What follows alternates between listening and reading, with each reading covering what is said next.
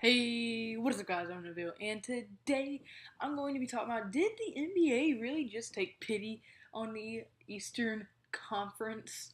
Because, as we know, Eastern Conference lost a lot of valuable assets last year and pretty much only picked up one, and, the All-Star game would have been very lopsided, and they actually just came out with a rule change about, how they're going to be captains now. So I'm going to be talking about why I think they just took pity on the entire Eastern Conference.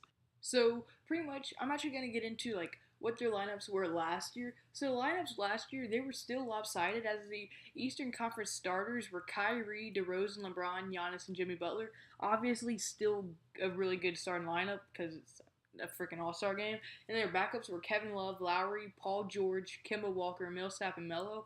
So a pretty decent backup too. But then if you look at the Western Conference All-Star team, it was Steph Curry, James Harden, Durant, Kawhi, and Anthony Davis.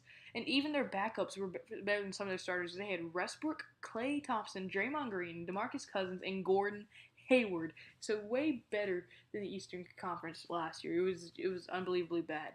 So I mean, and to make it even worse for the Eastern Conference, they lost Jimmy Butler, Paul George, Paul Millsap, and Carmelo Anthony, and all they got back was Gordon Hayward.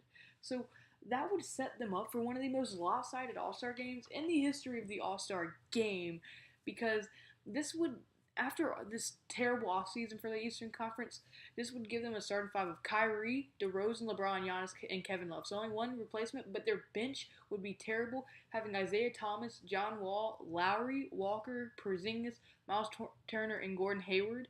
And they would have to go against the juggernaut that would be the Western Conference team, who actually would have Steph Curry, Russell Westbrook, Kevin Durant, Kawhi, and Karl Anthony Towns at their starters. And then at their backups, they would have James Harden, Chris Paul, Anthony Davis, Draymond Green, and Jimmy Butler. Could you imagine that? So they would have last year's MVP, a two-time MVP, a last year's final MVP, two-time Defensive Player of the Year, one of the young best centers in Karl Anthony Towns, and the runner-up MVP from last year, James Harden, one of the best point guards in the league, Chris Paul, Anthony Davis, the best power forward in the league, Draymond Green, last year's Defensive Player of the Year, Jimmy Butler, one of the best defenders in the entire league. That would be the most lopsided All-Star game in probably the history of all All-Star games. So obviously the NBA noticed no one's going to want to buy tickets to this terrible game, as it's already been losing traction lately because there's literally no competition. It's just all pure offense. Well, with them realizing that this would be a huge blowout and not many people would want to watch, they decided that they will make captains. Captains will pick the team, as each conference is going to be picked by captains. So this way, it would have a lot less chance of being a blowout, and it would be a lot less lopsided teams. The two captains will be LeBron and Steph Curry this year. They already came out with that, I'm pretty sure.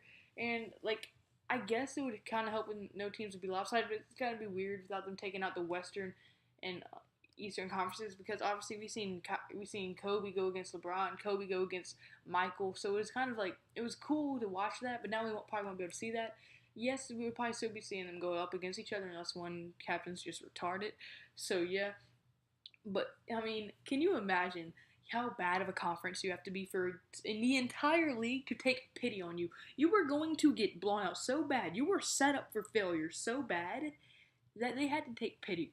It would have been the most. I think it would have been the biggest blowout, because you would be putting Kyrie, who's a pretty good point guard, DeRozan, who's not a better shooting guard than James Harden, and he's on the bench.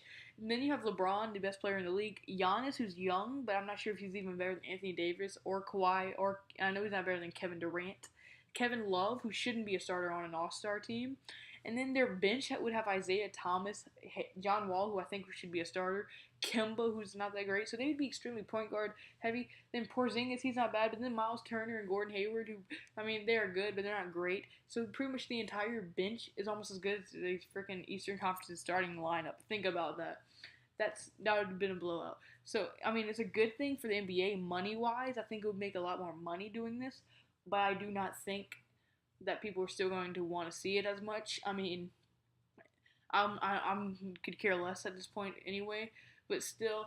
So guys, unfortunately that's going to be in this video, but at any point, if you actually like the video, hit the like button, and if you actually like think I'm right, or you want to just inform me on like, do you think to give them pity or anything, comment below. It would mean a lot. And also, if you didn't like the video, you don't have to dislike button, just leave. You don't have to hit the dislike button. It's not that serious. Like, come on, I don't think it's that deep. I think me and you could be friends in real life, but you want to be mean to me, so it's not that deep. You know what I mean? But also, kids, don't think I forgot about you. Remember, kids, never do your vegetables. Always eat your drugs. Stay safe. Racy boat. Goodbye.